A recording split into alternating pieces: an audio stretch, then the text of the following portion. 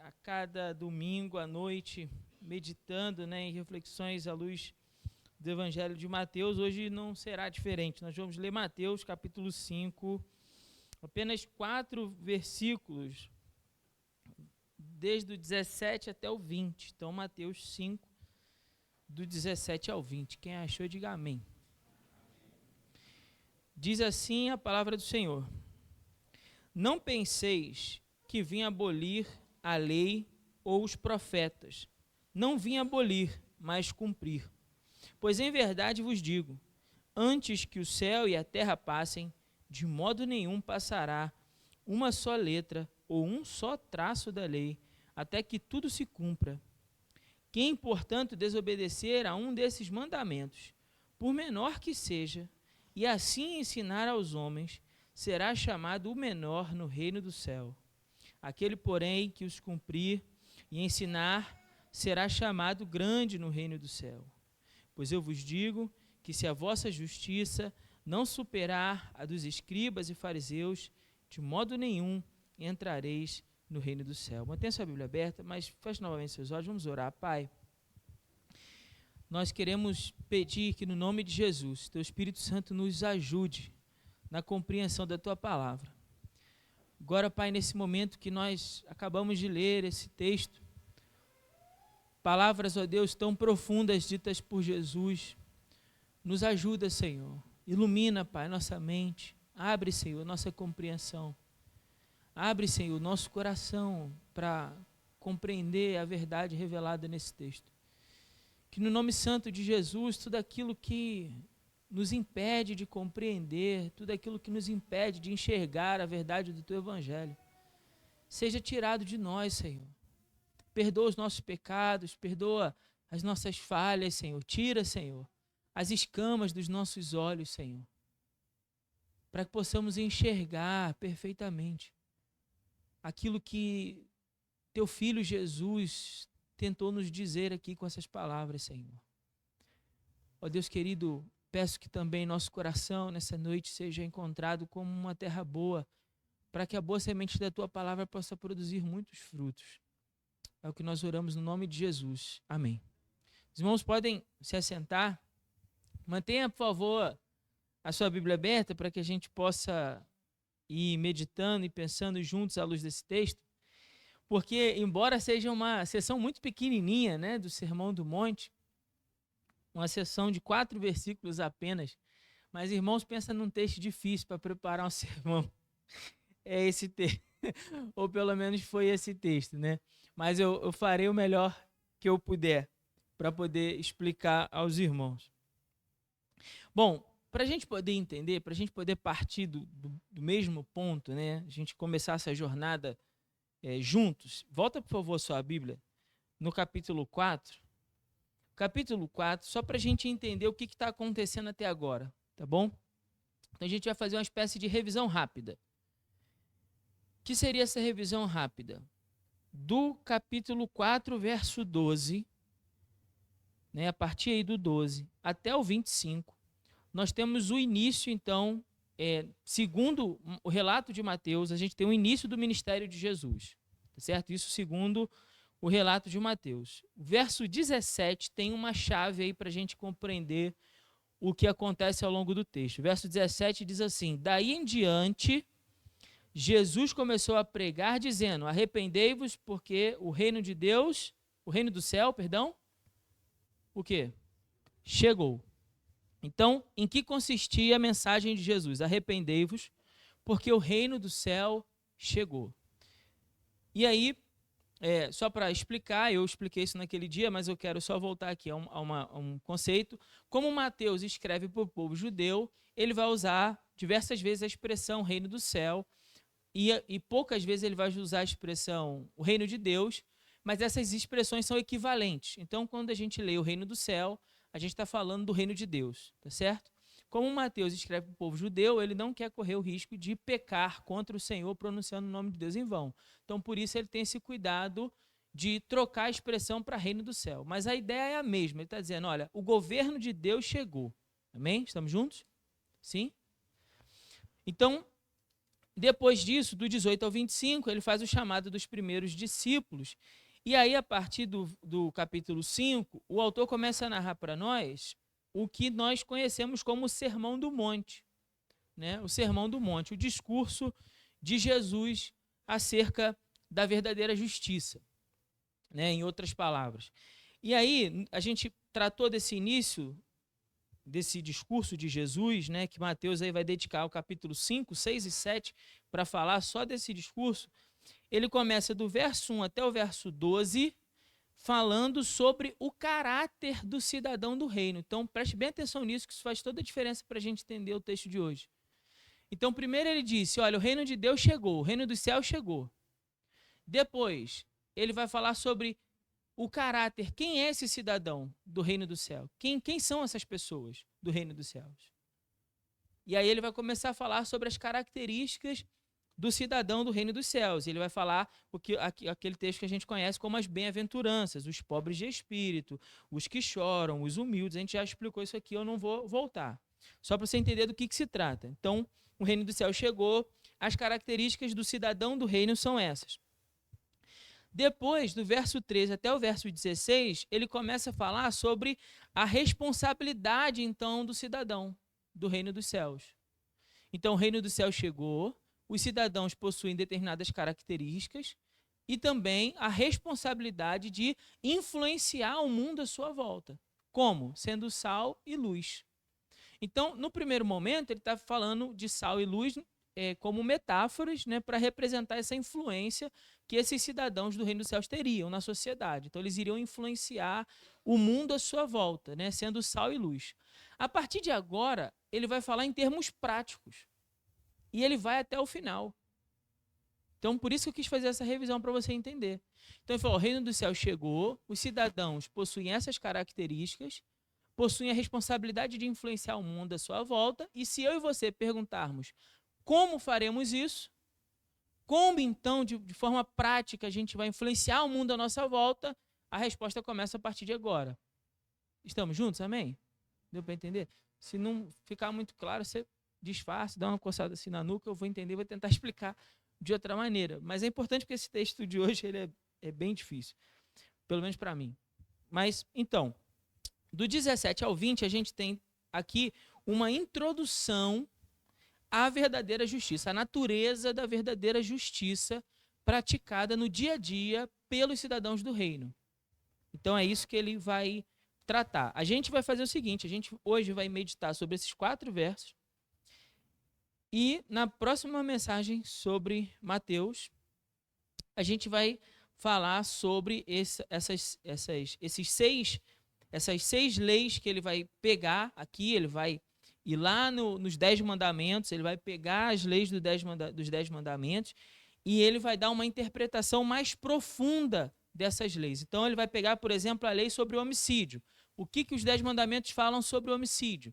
Aí ele vai pegar a lei e vai mergulhar em águas mais profundas sobre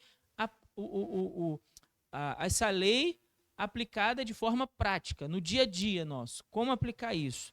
Depois ele vai falar sobre adultério, né? Depois sobre os juramentos, sobre o amor aos inimigos. Então, depois sobre as esmolas. Então, em cada uma dessas leis a gente vai parar e vai fazer uma meditação mais profunda sobre o que isso quer dizer. Eu já te adianto que vai valer a pena você vir ao culto. Já te adianto isso. Quando a gente falar, por exemplo, sobre adultério, sobre a lei que fala sobre adultério, só aqui fazendo como é que chama? Um spoiler, né? A gente vai mostrar, vou mostrar para os irmãos aqui como essa lei se aplicaria nos dias de hoje e de forma que esse texto sobre adultério ele poderia muito bem ser aplicado para sermos contrários à questão da pornografia e a influência dela na sociedade. Então, quando a gente tratar sobre essa parte aqui, por exemplo, sobre a lei do adultério, eu vou mostrar para os irmãos como esse texto, aplicado hoje, ele trata dessa questão da pornografia e da imoralidade sexual no casamento. Então, vai valer muito a pena. Mas, primeiro, a gente precisa entender de onde surge a natureza dessa verdadeira justiça apresentada por Jesus aqui, a partir desse momento, então, do texto. Bom, como a lei se relaciona, como Jesus se relaciona, melhor dizendo, com a lei. Algumas perguntas só para a gente começar a pensar. Como Jesus se relaciona com a lei? Isso está nesse texto. Como Jesus seria Jesus, então, contrário à lei, quando ele fala sobre o motivo da sua vinda? Seria Jesus contrário à observância da lei? Ou ainda, estaria Jesus encorajando uma forma de legalismo? Ou seja, você é aceito por Deus por causa da obediência restrita à lei, e aí então você é aceito por Deus? Estaria Jesus falando de legalismo aqui? De que forma a lei de Deus interage na nossa relação com Deus hoje, né? Para nós, como a sua relação com Deus e aonde a lei de Deus entra na sua relação com Deus praticada no dia a dia. Como os discípulos de Jesus devem se relacionar com a lei? Se nem os escribas e nem os fariseus, que eram pessoas tidas como as mais santas da época, não conseguiram, como os discípulos de Jesus poderiam conseguir andar em retidão ainda maior? De onde que você tira essa pergunta? Do que ele disse aqui no final. Ele fala assim, olha, pois eu vos digo, verso 20, que se a vossa justiça não superar a dos escribas e fariseus, de modo nenhum entrarei no reino de Deus. Aí aqui o texto fica realmente parecendo impossível para nós, né? E é essa a ideia mesmo. Porque na época, lembra que a gente já explicou isso aqui, os fariseus eram um grupo religioso naquele tempo, famoso pelo seu zelo no cumprimento da lei dos profetas. E os escribas, né, retirando a parte dos profetas, também zelosos pelo cumprimento da lei. A obediência restrita e uma obediência exteriorizada, né, uma obediência aparente aos outros. Então, quando as pessoas ouviam esse discurso de Jesus, ouviam essas palavras, a gente tem que andar em retidão maior do que a retidão dos fariseus? É isso que Jesus está falando? É. Impossível. Então vai todo mundo para o inferno. É esse o impacto, obrigado, Luiz. É esse o impacto que essas palavras de Jesus, por isso que eu disse que é um trecho pequeno da Escritura, mas que é um texto muito profundo, porque é esse o impacto que ele produz. Então é impossível alguém ser salvo. E essas são algumas perguntas que no dia a dia surgem no nosso coração e na mente dos crentes, que de maneira sincera desejam agradar a Deus. Então todo crente sincero já se perguntou, será que eu abandono a lei de Deus? Como eu pratico a lei de Deus hoje? Será que o Velho Testamento, então, ele ficou para trás? A gente não precisa mais cumprir o Velho Testamento? A gente pode, né? São águas passadas, afinal de contas a gente está em Jesus. Ou não, ou a gente deve se apegar. Ou, por outro lado, vamos nos apegar e vamos voltar às práticas do Velho Testamento, porque talvez assim sejamos aceitos por Deus. Então, são questões que passam na mente daqueles que servem a Cristo. Tem um desejo sincero de agradar a Deus. O problema é que a má interpretação desse texto conduz a dois tipos de heresias, né? No caso, falsos ensinos, que de tempos em tempos insistem em voltar na história da igreja e tentar influenciar. E aí aqui nós temos a heresia do legalismo e a heresia do antinomianismo. É um nome difícil mesmo, mas vai ficar mais claro. Fica comigo. Bom, o legalismo diz que nós devemos obedecer à lei e pela obediência restrita à lei, nós seremos aceitos por Deus. Então, nós somos aceitos por Deus como? Na obediência restrita à lei. Isso é o legalismo. Em outras palavras, tudo depende de você. Tudo depende da sua obediência restrita. Tudo depende do seu esforço pessoal e dos seus próprios méritos. Então, pelos seus méritos, alcançados pela obediência da lei, Deus aceita você e te salva. Deu para entender o que é legalismo? Estamos juntos? Amém? Agora, o que é então o antinomianismo? É um termo cunhado por Martim Lutero, que declara que a dispensação do evangelho da graça, ou seja, já que Cristo veio ao mundo e derramou sua graça sobre nós, a lei moral não tem nenhum uso e nenhuma obrigação para a igreja hoje. Porque somente a fé é necessária para a salvação. Então, já que nós obtivemos a fé obtivemos a salvação por meio da fé em Jesus, por meio da sua graça, você está, em outras palavras, livre para não cumprir nada do que diz a lei. E isso também é uma heresia. Agora, percebam, por que eu estou falando disso aqui, explicando liberalismo, antinomianismo? Por que o pastor está trazendo isso? Não é só para você aprender alguma coisa com nome difícil, não. Vamos lá, vamos para a prática. Nosso dia hoje, tá certo? Hoje, como isso afeta a nossa vida hoje, no nosso pensamento, na nossa relação com Deus. Porque por vezes, pensem só os irmãos com carinho, por vezes nós somos tentados a achar que Deus irá nos aceitar, porque afinal de contas a gente é bonzinho ou boazinha. Porque afinal de contas você não é tão ruim assim, não é? Poxa, peraí, né? Você é um cara legal, você é uma mulher boa. Você até faz caridade de vez em quando. Então, logo dessa maneira você será aceito por Deus. Como é que Deus não vai me aceitar, Jesus? Entende? Isso é legalismo. Isso é uma fé baseada, sustentada pelos seus méritos. E essa fé não se sustenta para a salvação. Ela não pode se sustentar para a salvação. Por quê? Porque não há homem, não há mulher que em algum momento não tenha transgredido a lei de Deus.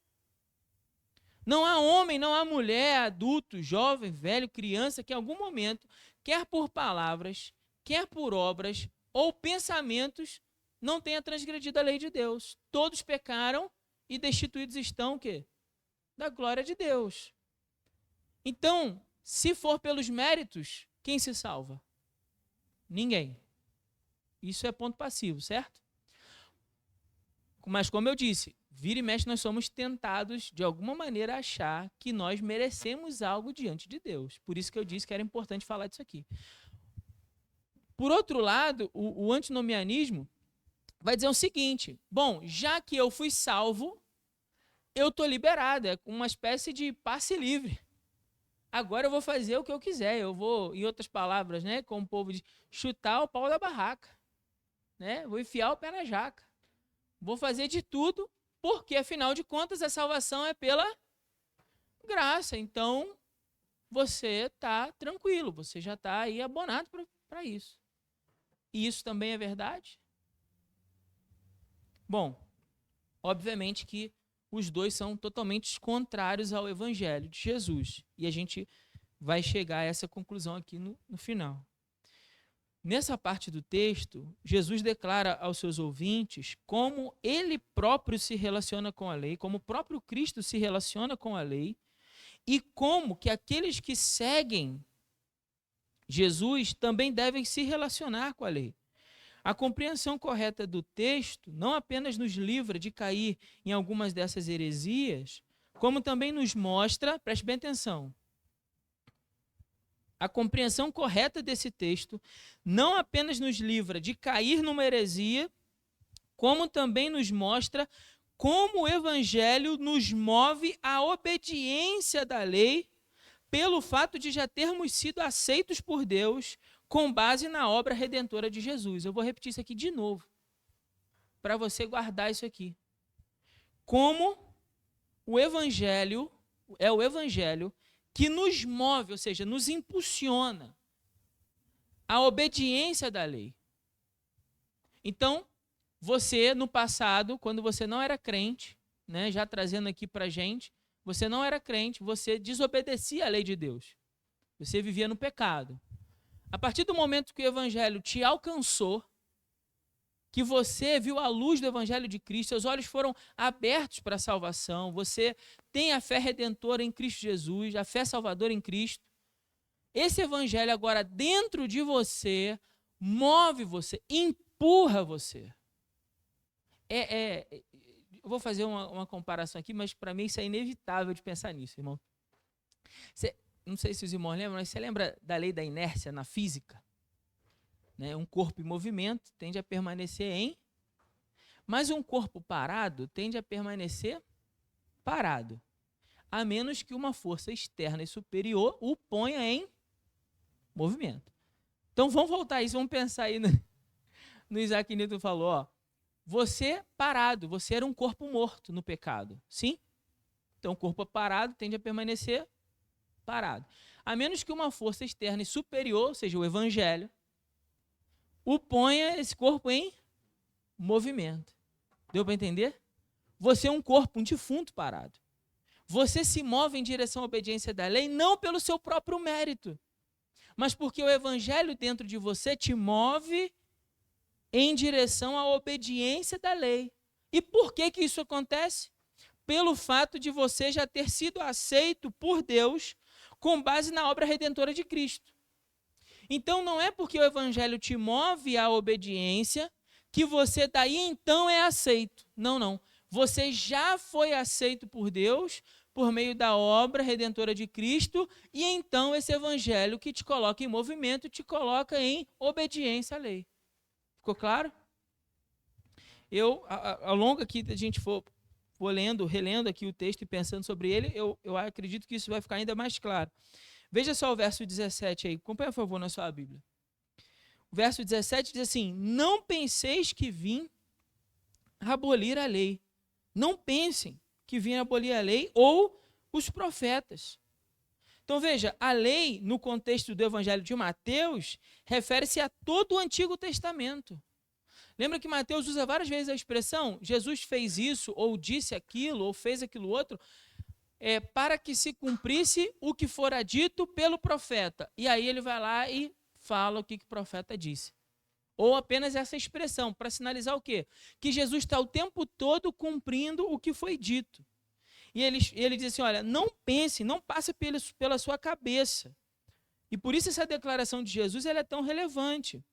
Seus ouvintes não deveriam pensar, nem imaginar, nem conjecturar, nem por um instante, que o seu ensino estaria de alguma forma cancelando a lei. Jesus não cancelou a lei.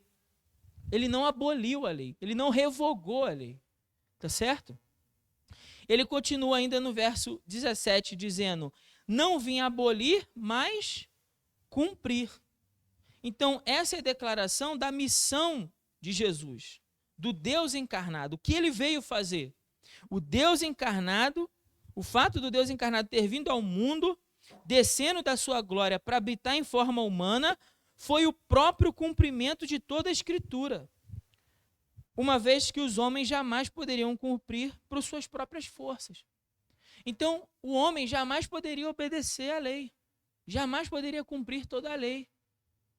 Então, Jesus está declarando ali para os seus ouvintes e para nós também, ao lermos essa palavra, que a missão dele, o fato de ele ter descido, ter se feito carne, ter se humilhado, saído da sua glória para habitar em forma humana, humilhando assim a própria divindade, para viver em nosso meio uma vida de obediência total, completa à lei. É esse o propósito. Ele fala, eu vim para isso, eu vim para cumprir. Eu vim para cumprir. Verso 18 ele fala, pois em verdade vos digo que antes que o céu e a terra passem, de modo nenhum passará uma só letra, um só traço da lei, até que tudo se cumpra, ou seja, de modo nenhum passará. Jesus não só não veio abolir, como ele reafirma essa infabilidade da lei.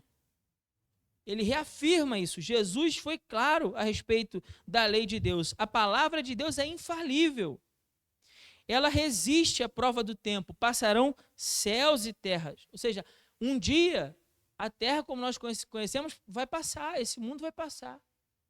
Mas as palavras de Deus não passarão. Elas irão permanecer. Elas irão resistir à prova do tempo e se mostrar, ao final de tudo, fiéis, como já tem se mostrado. Toda a verdade contida nela jamais entrará em desuso. Então, a palavra de Deus não caduca. Como uma lei, por exemplo, que entrasse em desuso.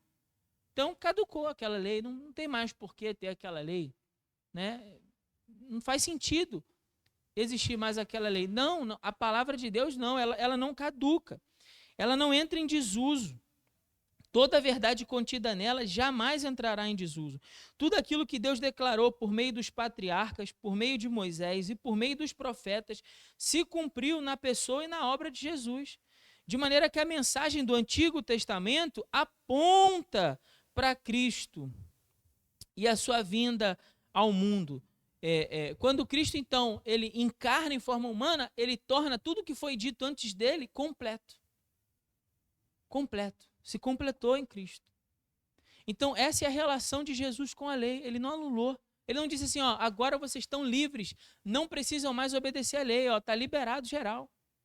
Ele também não pregou uma espécie de legalismo para dizer, ó, vocês só vão ser aceitos por Deus se obedecerem restritamente à lei. Ele também não falou isso. A relação dele é, eu vim cumprir. Eu vim fazer isso, eu vim cumprir. Porque toda a palavra de Deus vai se cumprir. Vão passar céus e terras, mas a palavra de Deus vai se cumprir. E aí agora, na segunda parte então, no 19 e no 20, ele vai falar como eu e você devemos nos relacionar com a lei. Ele vai dizer, ó, nesse momento, Jesus apresenta aos seus discípulos, deixa eu ler antes. Quem, portanto, desobedecer a um desses mandamentos, estou lendo o verso 19, por menor que seja, e assim ensinar aos homens, será chamado o menor no reino do céu. Aquele, porém, que os cumprir e ensinar, será chamado grande no reino do céu. Pois eu vos digo que se a vossa justiça não superar a dos escribas e fariseus, de modo nenhum entrarei no reino do céu. Então, nesse momento, Jesus apresenta para os seus discípulos qual deve ser a relação entre a lei de Deus e o reino dos céus. Como que a lei de Deus está relacionada nesse reino que chegou, que ele está declarando que chegou. Como essas coisas se relacionam. E aí ele vai dizer, a grandeza no reino será medida pela conformidade, a obediência à lei. Para os discípulos de Jesus, a obediência pessoal não basta. Escute, para um discípulo de Jesus, a obediência pessoal, ou seja, o fato de eu obedecer não é suficiente. Olha o que diz o verso 19, ó. Portanto, quem, portanto, desobedecer a um desses mandamentos, por menor que seja, então, primeiro passo, eu preciso obedecer, tá claro? Porque aí eu estou indo na contramão do que ele está dizendo. Ele está dizendo, ó, quem não obedecer, então, primeiro de tudo, eu preciso obedecer. Como discípulo de Jesus, eu preciso obedecer. Mas isso é suficiente? Não. Olha o que ele diz no texto. Ele fala assim, e assim, ou seja, eu obedeço e dessa maneira eu ensino aos homens, eu transmito a outros, para que eu não seja chamado de menor. Então, quem não obedece, para que assim possa ensinar, será chamado de menor. Porém, quem os cumprir, será chamado grande no reino do céu. Então, ele está dizendo, olha, vocês precisam cumprir a lei e vocês precisam ensinar aos outros a cumprir a lei. É isso que ele está dizendo. Então, só a obediência não basta para nós. A obediência pessoal, ela deve resultar no ensino a outros que também obedeçam à lei de Deus. Aí ele vai dizer, se a vossa justiça não superar a dos escribas e dos fariseus, no verso 20, e essa parte do texto, ela é chocante mesmo. Ela está aqui para isso. Porque esses escribas e fariseus, como eu disse, eram pessoas tidas como as mais santas naquela época, pelo zelo que eles tinham, pela busca nesse cumprimento da lei. Como poderiam, então, os discípulos de Jesus alcançarem uma justiça que superasse a desses homens? Né? Aparentemente impossível isso. Nesse momento, acredito que isso não está muito claro, mas veja, Jesus já começou a dar indícios de como é que isso vai acontecer. Pode não estar totalmente claro para eles, mas ele já começou a dar pistas, né? Porque lá no início do capítulo 5, no verso 13, ele fala, olha, felizes são os pobres de espírito, porque deles é o reino dos céus. Então, como é que o homem alcança o reino dos céus? Quando ele assume a sua condição diante de Deus. Então, Jesus já havia dito que o reino do céu, a maneira de alcançar o reino do céu, pertence àqueles que são humildes de espírito, ou seja, aqueles que reconhecem a sua condição de miséria espiritual e que estão conscientes que seus pecados, estão conscientes de seus pecados e reconhecem isso diante de Deus. Estes são aceitos por Deus não por causa da sua própria justiça. Aquele que reconhece diante de Deus que é um pobre, miserável, pecador, é aceito por Deus não porque ele tem a justiça, mas porque nesse momento, ao reconhecer a sua miséria espiritual, ele recebe sobre ele a justiça de Cristo. É dessa maneira que nós somos justificados pela fé. É esse o conceito, a doutrina da justificação pela fé.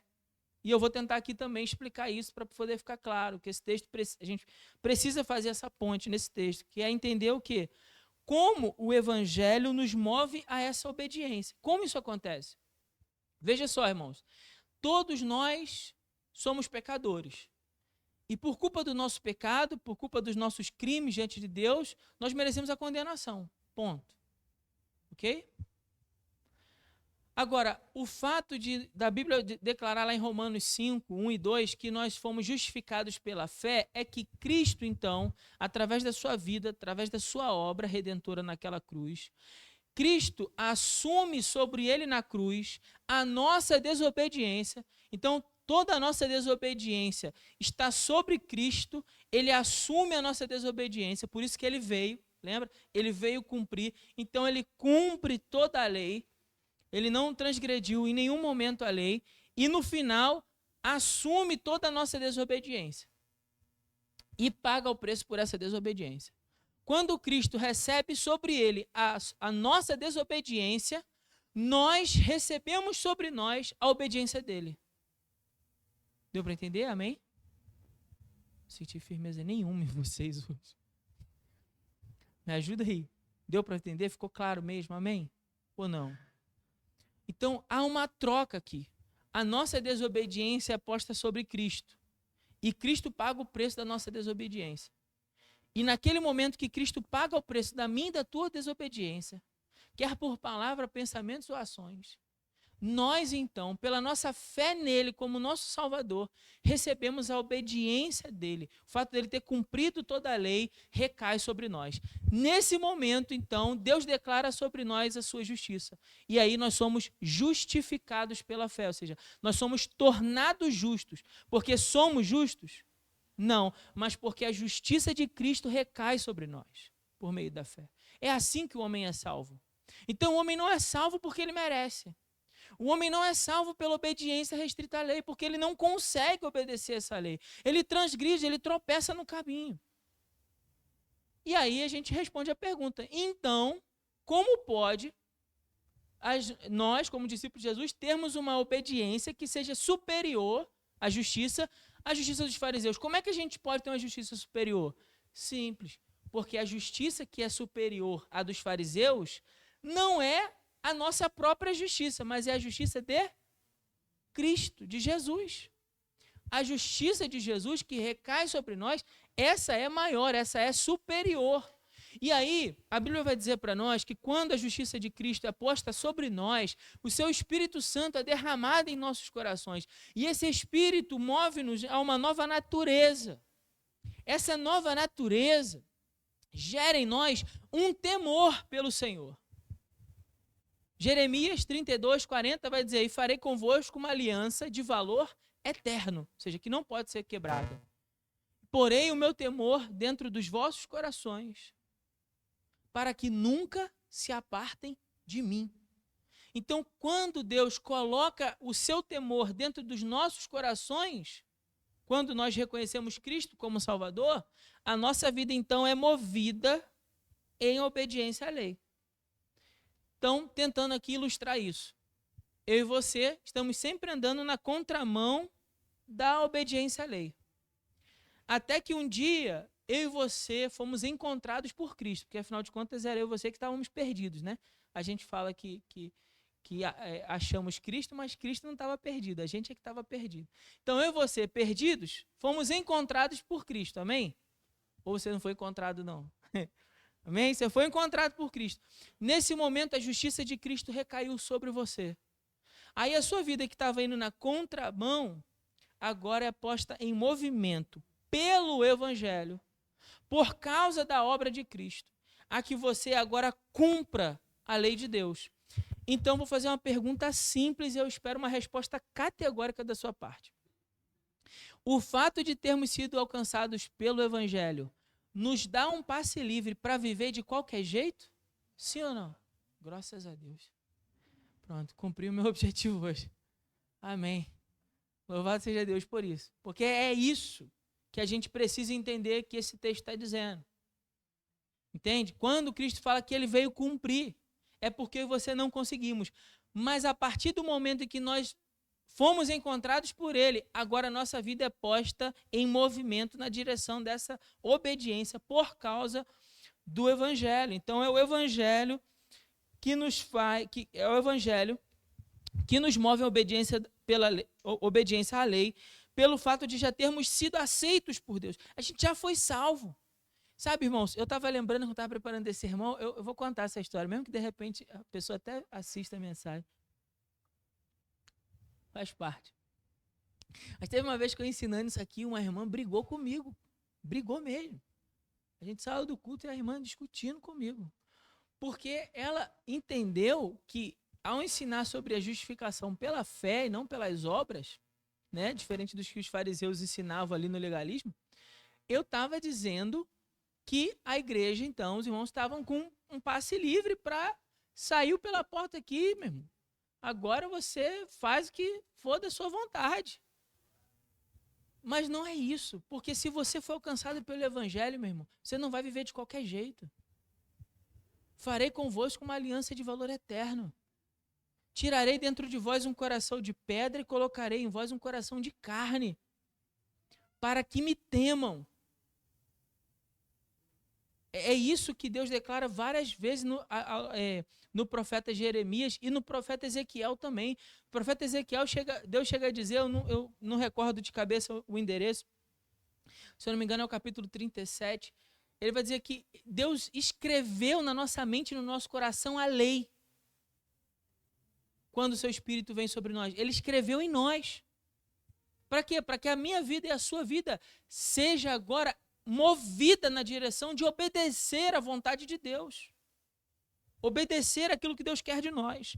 Então, termino aqui. Para a gente aplicar a nossa vida hoje, né? Qual é a resposta que esse texto deseja de nós?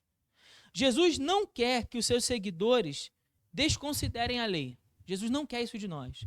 Que você desconsidere, fale assim, não, a partir de agora a gente está vivendo o Novo Testamento, a Nova Aliança, o Velho Testamento acabou, encerrou, Jesus falou, está falado, já passou, esse tempo já passou, isso aí está desatualizado, isso foi para aquele pessoal naquele tempo, isso não tem nada mais a ver conosco. Não é isso que Jesus está dizendo, e não é isso que Jesus quer de nós. Isso precisa estar claro. Outra coisa, Jesus também não quer de nós uma obediência que, como a obediência dos fariseus e dos escribas, era uma obediência limitada à aparência externa. A aparência externa é uma aparência de obediência. Mas internamente, Jesus falou, eles são sepulcros caiados. Então Jesus não quer que você simplesmente pareça crente, em outras palavras. Que você pareça discípulo. Isso não é suficiente. O que Jesus realmente quer é que essa justiça, a verdadeira justiça, ela aconteça em nós de uma forma profunda, ela nasça de dentro do coração. E isso aqui é a chave para a gente entender as próximas mensagens que vão vir. A verdadeira justiça nasce do coração. É daí. Então, da onde vem a verdadeira justiça que Deus deseja? A verdadeira obediência que Deus quer ver nos seus filhos?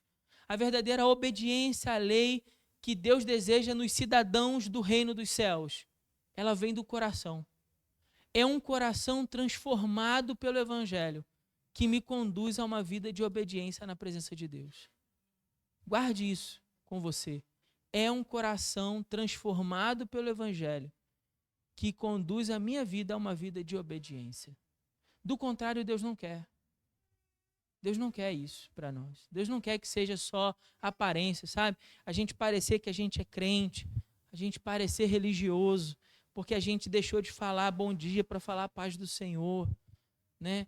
Porque a gente agora, ao invés de falar você, chama irmão, fala irmão, né? Porque a gente deixou de beber, deixou de fumar, deixou de jogar jogo de azar, deixou de se vestir de uma determinada maneira, deixou de ter um certo tipo de corte de cabelo, né? Eu tô rindo porque eu tinha um cabelão grandão, não sei se você sabia, fica sabendo agora, tinha um cabelão enorme. As irmãs da igreja pediu ao pastor, pelo amor de Deus, para que eu cortasse o cabelo. Né? Ficavam horrorizados. Vai ver se tá rindo.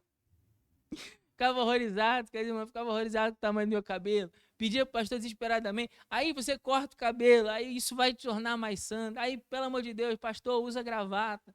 Né? Aí eu vou usar gravata, vou usar terno. E eu reclamava com o meu pastor. E a gravata vai me tornar mais santo? Eu brigava, eu discutia, era rebelde. Né? Não era igual vocês, não. Vocês são boas ovelhas, mas eu era uma ovelha rebelde. Aí eu discutia, então quer dizer que a minha roupa, por que eu não posso pregar com a minha roupa? E aí,